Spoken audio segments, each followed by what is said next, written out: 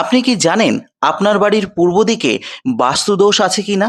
বাড়ির প্রধান দরজা যদি অগ্নিকোণ অর্থাৎ দক্ষিণ পূর্ব দিকে হয়, তাহলে সেই পরিবারে দারিদ্রতা, মামলা মোকদ্দমা, চুরি বা আগুন লাগার ভয় থাকে। আবার বাড়ির পূর্বের মেঝের থেকে উঠোন যদি উঁচু হয়, তবে অশান্তি, আর্থিক ক্ষতি এবং গৃহস্বামী দেনায় জর্জরিত থাকে। এছাড়া পূর্ব দিকে রাস্তা সংলগ্ন করে নির্মাণ করলে এবং পশ্চিমে খালি নিচু জায়গা থাকলে ওই গৃহে পুরুষ দীর্ঘকালীন ব্যাধিগ্রস্ত হয়, এমনকি মৃত্যুযোগও দেখা যায়। এবং পূর্বে যদি খালি জায়গা না থাকে এবং পূর্ব দিকে জমি উঁচু করা হয় এবং পশ্চিম দিকে ঢালু করা হয়, তবে চোখের অসুখ, বাত ব্যাধি, এমনকি পক্ষাঘাতের আশঙ্কা থাকে।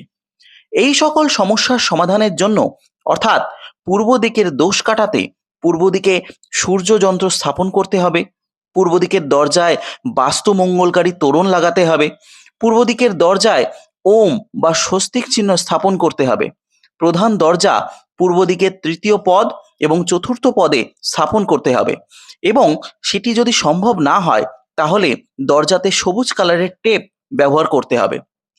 আর যদি প্রধান দরজা দক্ষিণ পূর্ব দিকে অর্থাৎ অগ্নিকোণে হয়, সেক্ষেত্রে দরজার ফ্রেমটিকে লাল অথবা কমলা কালার করতে হবে।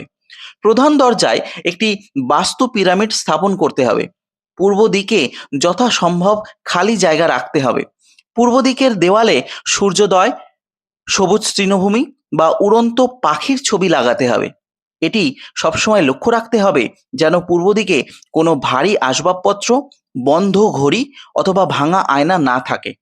পূর্ব দিকে হালকা সবুজ রং কর্মক্ষেত্রে সাফল্য আনে।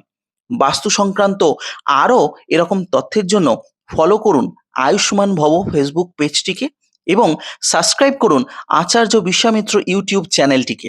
আর আপনি যদি আপনার নিজের বাড়ির অথবা ব্যবসা স্থলটির বাস্তু নির্ণয় এবং তার সমাধান করতে চান, তাহলে হোয়াটসঅ্যাপ করুন স্ক্রিনে দেওয়া এই নাম্বারটিতে।